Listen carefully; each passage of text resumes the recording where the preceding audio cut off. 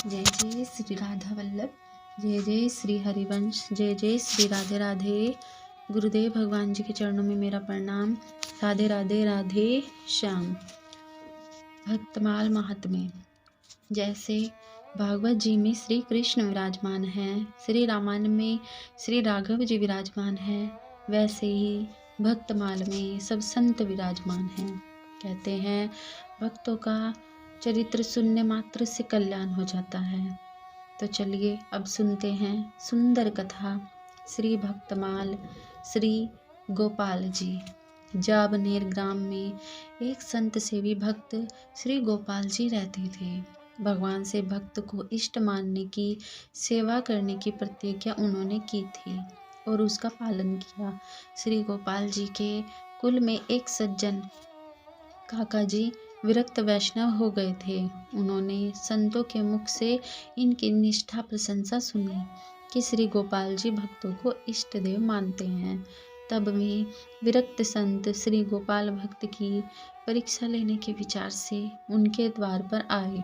इन्हें आया देखकर श्री गोपाल भक्त जी ने झट आकर सप्रेम साष्टांग दंडवत प्रणाम किया कि भगवान आपने निज घर में पधारिए, अपने निज घर में पधारिए।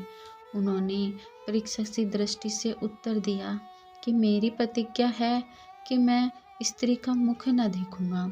तुम्हारे घर के भीतर जाकर मैं अपनी इस प्रतिज्ञा को कैसे छोड़ दूं?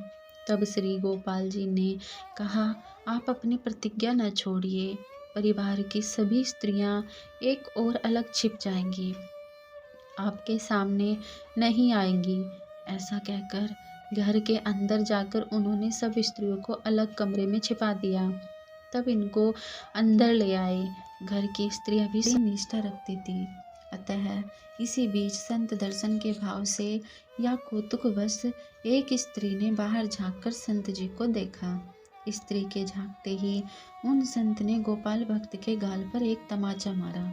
श्री गोपाल जी के मन में जरा सा भी कष्ट नहीं हुआ। श्री गोपाल जी हाथ जोड़कर बोले, महाराज जी, आपने एक कपोल गाल को तमाचा प्रसाद दिया, वह तो कृतार्थ हो गया।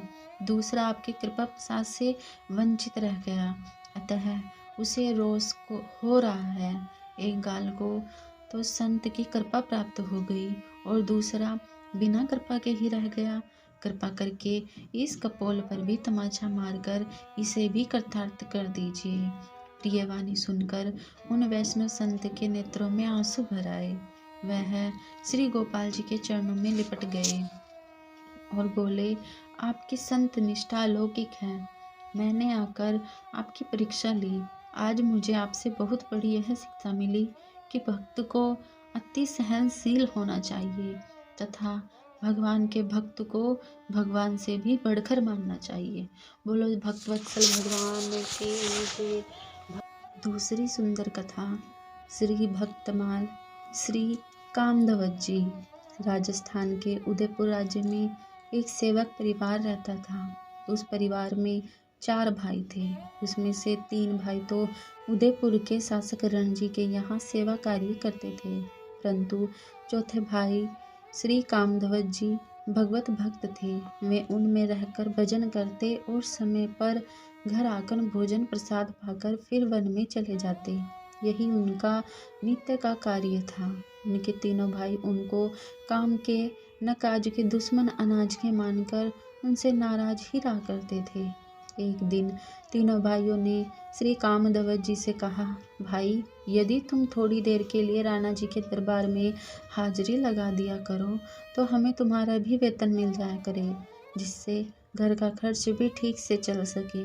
इस पर श्री कामधवत जी ने उत्तर दिया, मैं जिसका सेवक हूँ उसकी सेवा करता हूँ और उसकी हाजिरी भजता हूँ, दूसरे से हमें क्या काम। भाई लोग उनका उत्तर सुनकर बहुत नाराज हुए और बोले, जब तुम मर जाओगे तो तुम्हें जलाएगा कौन। श्री कामधवत जी ने उत्तर दिया, जिसके हम सेवक हैं वही हमें जलाएंगे। यह सुनकर भाई लोग उन्हें उनके हाल पर छोड़कर चले गए। इधर में एक दिन भजन करते करते श्री कामधवत जी का शरीर छूट गया। कामधवत जी का शव वन में पड़ा हुआ था। बंधु बांधवों को न कोई खबर थी, न ही वे खोज खबर रखने की जरूरत समझते थे। परंतु दीन बंधु श्री भगवान भला अपने ऐसे अनन्य सेवक को कैसे बुला सकते थे। उन्होंने अपने उस सेवक श्री कामध्वज की दाह क्रिया का भार अपने सेवक श्रेष्ठ श्री हनुमान जी को सौंपा। श्री हनुमान जी महाराज ने उनके लिए चंदन की चिता तैयार की, उस पर श्री कामध्वज जी का शरीर रखा और उनकी दाह क्रिया की। जिस वन में श्री कामध्वज जी रहते थे वह बहुत से प्रेत भी रहते थे। श्री कामध्वज जी की चिता अग्नि से निकले परम पवित्र धुएं का ऐसा दिव्य प्रभाव हुआ कि उसके स्पर्श और आघ्राणा से वे प्रेत उस अपवित्र प्रेत योनि से मुक्त होकर भगवत धाम को चले गए। बोलो श्री राधा वल्लभ लाल की जय, भक्त और भगवान की जय, भक्त वत्सल भगवान की जय।